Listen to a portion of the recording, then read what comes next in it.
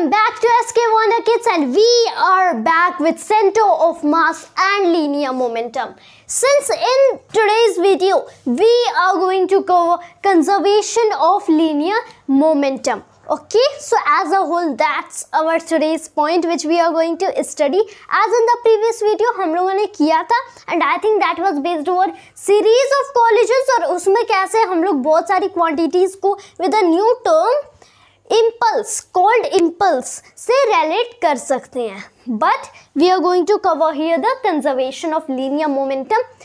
तो starting with the video with a basic law. अब उसके लिए मैं कुछ assumption लेता हूँ. Suppose आप ना first of all leave the equations. पहले तो mathematics को छोड़ दो. First you need to imagine it कि suppose आपके पास कोई भी एक body है. Okay, if you have any kind of body, कोई भी सिस्टम ऑफ पार्टिकल्स है. सिंस हम लोग सेंटर ऑफ मास पढ़ रहे हैं तो system of particles is necessary. अगर एक पार्टिकल होता है तो सेंटर ऑफ मास में मजा नहीं आता. So we require large number of particles and then there will be and then really the fun begins.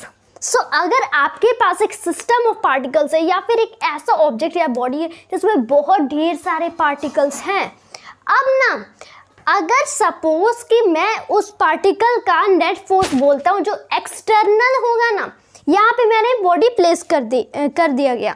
Suppose यही डस्ट है वो पार्टिकल. सपोज मैं इसको अपने पाम में रख देता. ओके, यहाँ पे नेट एक्सटर्नल फोर्स इस बॉडी पे क्या है? नीचे ग्रेविटी लग रहा है, ग्रेविटेशनल फोर्स. वही मेरे हाथ से ऊपर ही क्या लग गया? नॉर्मल कॉन्टैक्ट फोर्स लग गया, जिसकी वजह से the two effects cancel each other. Net external force zero, चूँकि ये हिल रहा है क्योंकि थोड़ा नेट एक्सटर्नल फोर्स आ जा रहे हैं मेरे due to the muscular force. लेकिन हाँ, we have to imagine it stationary. अब सिंस यहाँ पे नेट एक्सटर्नल फोर्स जीरो है, तो अगर अब मैं इक्वेशन लाऊं, if I now try to bring the equation here, क्योंकि अकॉर्डिंग टू न्यूटन्स लॉज हम लोग बोल तो सकते हैं कि तब इसका लीनियर मोमेंटम भी कांस्टेंट रहेगा. लेकिन अगर इसी को इक्वेशंस मैथमेटिकली प्रूव करना है, मैं पहले बॉडी को यहाँ पे सपोज ड्रॉ कर देता हूँ which is containing a system of particles. चलो, अब अगर यहाँ पे मेरी नेट एक्सटर्नल फोर्स है ना इज ज़ीरो. सिंस एक फॉर्मूला होता है नेट एक्सटर्नल फोर्स के लिए, that I write vector F net as d vector p upon d t. यही तो मैं नेट एक्सटर्नल फोर्स लिखता हूँ according to Newton second law of motion. According to this, अगर मेरा वेक्टर एफ नेट जीरो है, मतलब कि मेरा डी वेक्टर पी अपन में डी टी भी जीरो होगा. And this is possible only when आपने डिफरेंशिएशन में पढ़ा होगा, और अगर नहीं पढ़ा so it is must for you if you are in 11th preparing for JEE और नीट, तब it is must for you to read calculus. This is basic branch of calculus named differential calculus. में हम लोग पढ़ते हैं कि अगर ना मैं इसको कैलकुलस की लैंग्वेज में बोल देता हूँ, हम लोग वाई और एक्स की टर्म्स में लिखते हैं.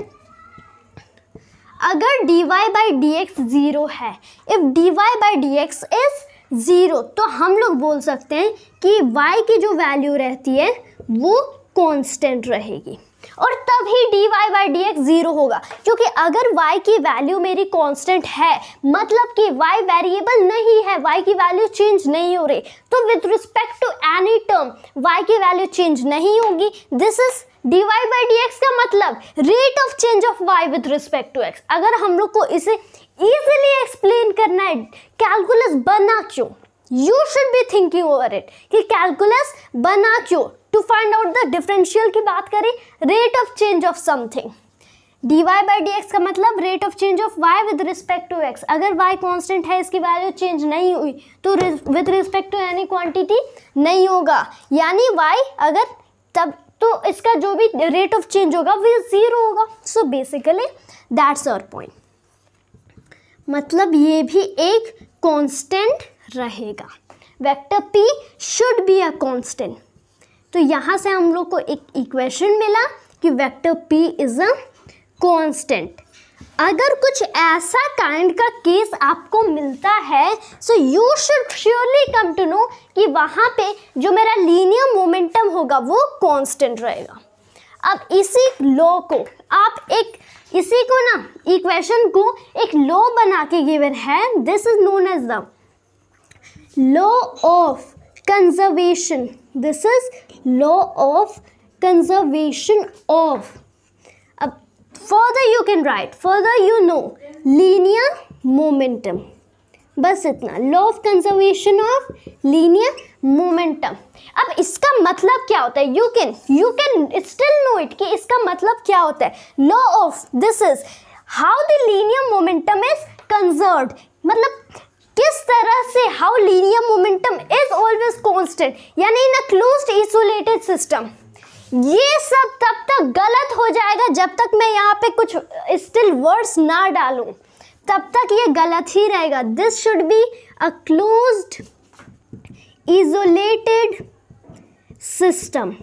अगर ना लिखा जाए तो जो भी हम लोग पढ़ रहे हैं वो सब बकवास है and that all is wrong. इसीलिए this you should make sure कि कोई भी मास इस सिस्टम को इंटर नहीं कर सकता और लीव नहीं कर सकता। मतलब ऐसा नहीं है, सिर्फ अगर मैं ये डस्टा का एग्जांपल लूँ ना, तो अगर हम लोग एटॉमिक लेवल पे घुस जाए तो दिस वोंट बी, सपोज मैं यहाँ पे से रख रहा हूँ और खूब तेज हवा चली और इसका ना एक पार्टिकल ऐसे निकल लिया, so this will be thrown. मतलब बस यही तो सिस्टम है और यहाँ से सिस्टम से कुछ पार्टिकल्स निकल जाएंगे। अगर कुछ भी पार्टिकल्स निकले तो कुछ मास निकलेगा, ऑफ कोर्स निकलेगा। हम इसकी वैल्यू जो हमारे normal balance weight balancing machines होती है उस नॉर्मल से तो हम लोग नहीं निकाल सकते, कभी नहीं निकाल सकते। We need extended version of that. लेकिन हाँ, सारे पार्टिकल को मिलके तो इतना मास बना है, तो अगर कुछ पार्टिकल निकल जाए तो उतना जितना मास वो लोग दे रहे थे इस पूरे सिस्टम को वो भी निकल जाएगा। तो ये सिस्टम क्लोज्ड होना चाहिए। क्लोज्ड सिस्टम मतलब कि कोई भी मास या तो सिस्टम में इंटर नहीं कर सकता या फिर सिस्टम को लीव भी नहीं कर सकता। आइसोलेटेड सिस्टम यानी net force on the system zero होना चाहिए। जब तक जीरो नहीं है तब तक ये law you should never apply. अगर और इसे मैथमेटिकल फॉर्म में इसे एक्सप्लेन कर देना है तो everything can be extended further, everything. अगर मैं आइसोलेटेड सिस्टम की बात करूं, you can also have an explanation to it. जब मेरा वेक्टर एफ नेट जीरो होता है तो of course you can know it. जब मेरा वेक्टर एफ नेट जीरो होता है, वेक्टर एफ नेट को मैं कुछ और भी लिखता हूँ, एम वेक्टर ए। मतलब अगर वेक्टर एफ नेट जीरो है तो एम वेक्टर ए भी जीरो है। अगर एम वेक्टर ए जीरो है तो आप कभी लिखना ही मत कि एम जीरो हो सकता है, यू कैन नेवर राइट, क्योंकि जीरो मास का particle can hardly exist. Even photons carry mass. अब अगर फोटॉन्स कैरी मास यानी लाइट के पास मास होता है, तब आप कैसे कोई ऑब्जेक्ट ढूंढ पाओगे जबकि जिसके पास मास हो ही ना, तो मास कभी जीरो नहीं हो सकता है। और नॉर्मल लाइफ में तो you can never go for that. तो अगर मेरा एम वेक्टर ए जीरो है तो दोनों में से कोई एक क्वांटिटी या दोनों क्वांटिटी को जीरो होना पड़ेगा। मास जीरो नहीं हो सकता, हाँ एक्सेलरेशन वेक्टर हो सकता है, लेकिन मास एंड एक्सेलरेशन वेक्टर क्योंकि मास नहीं हो सकता तो ये दोनों भी नहीं हो सकते। कौन जीरो है, व्हाट इज जीरो, यानी एक्सेलरेशन वेक्टर यहाँ पे जीरो है। अगर एक्सेलरेशन वेक्टर जीरो है, यहाँ से मुझे मिलता है एक्सेलरेशन को मैं क्या लिखता हूँ, v माइनस यू अपन में t। This is according to first equation of motion. मतलब कि ये भी जीरो। अब टाइम जीरो नहीं हो पाएगा, एंड अगर टाइम को जीरो कर दो then don't try for that. अगर टाइम को जीरो लिख रहे हो तब तो पूरी मैथमेटिक्स बेकार हो गई, because the equation will then lead to infinite, ना कि zero. v minus u upon t अगर जीरो है, so this you must take care कि मतलब यहाँ पे v माइनस यू जीरो है। टाइम जीरो नहीं हो सकता, टाइम इनफाइनाइट आई थिंक हो सकता है, because then any number divided by infinite should lead to zero, but still हम लोग इनफाइनाइट तक नहीं जा सकते। We can not think of infinite yet, because infinite has been defined where the humans can't actually reach. v minus u equals zero, यानी v equals u. Final velocity equals initial velocity. अगर ना ये तो हम लोग को we are just finding an explanation to the इजोलेटेड system कि कैसे ये इजोलेटेड सिस्टम में ये होल्ड करेगा। चलो और देख लेते हैं। वेक्टर p, अब मैं देखो m वेक्टर v लिखता हूँ, ऑफ कोर्स लिखता हूँ vector p is m vector v। चलो अब सिंस मेरा वेक्टर v कांस्टेंट है, अगर मेरा वेक्टर v कांस्टेंट है तो ऑफ कोर्स वेक्टर pi मैं क्या लिखता हूँ m वेक्टर vi। अगर कोई भी if no mass is entering और लीविंग द सिस्टम, मास मेरा कांस्टेंट रहेगा तो इनिशियल फाइनल सब जगह सेम, तो इनिशियल मोमेंटम वेक्टर में mass into initial velocity vector लिखूंगा। अब लिख लो कि वेक्टर pf इक्वल्स मास मेरा सारे जगह कांस्टेंट है, मेरे पास क्लोज्ड सिस्टम है। Okay, so m vector vf। यहाँ पे मोमेंटम का change in our everyday life generally किस पे डिपेंड करता है, मास पे नहीं डिपेंड करता है।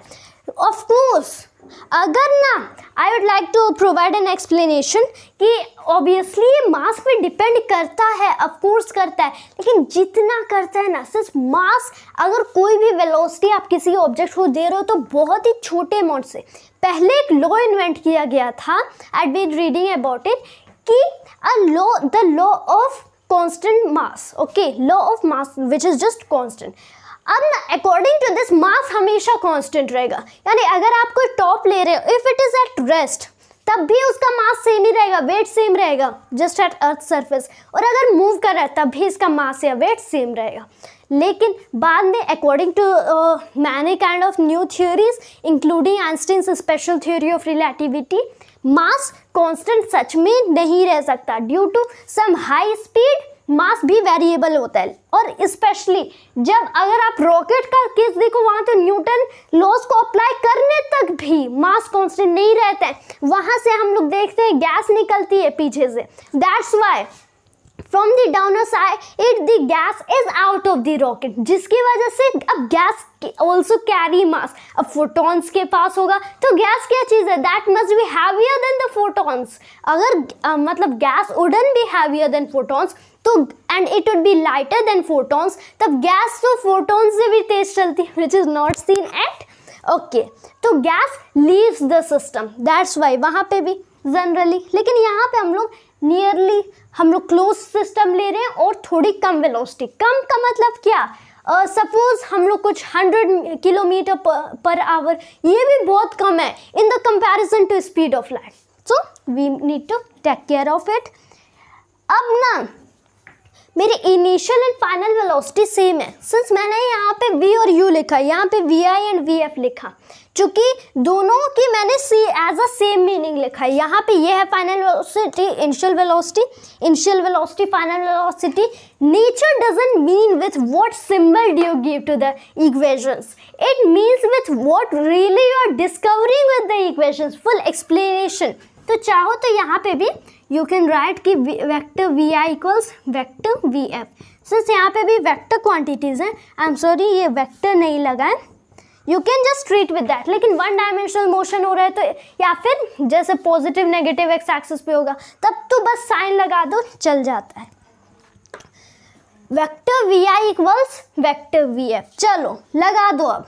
अब ये दोनों सेम है, चलो मास तो दोनों में सेम है, ये भी दोनों में सेम है, मतलब जो मेरा वेक्टर pi होगा that will be equal to the vector pf, क्योंकि दोनों की मेरी सेम वैल्यू आ रही है। सपोज इन दोनों को मैंने as a whole vector v suppose कर लिया तो ये भी हुआ m vector v, this is also m vector v, यानी vector pi equals vector pf। Since this is actually not required, but if you require further explanation even with this equation you are not happy, that's not enough, तो आप ऐसे भी कुछ drive कर सकते हो and you will be getting। System तो close होना ही चाहिए, सिस्टम क्लोज नहीं रहेगा तो मास इंटर और लीव करेगा, एंड ड्यू टू दैट कुछ disturbance in the law of conservation of linear momentum आ जाएंगे, so that must not be there.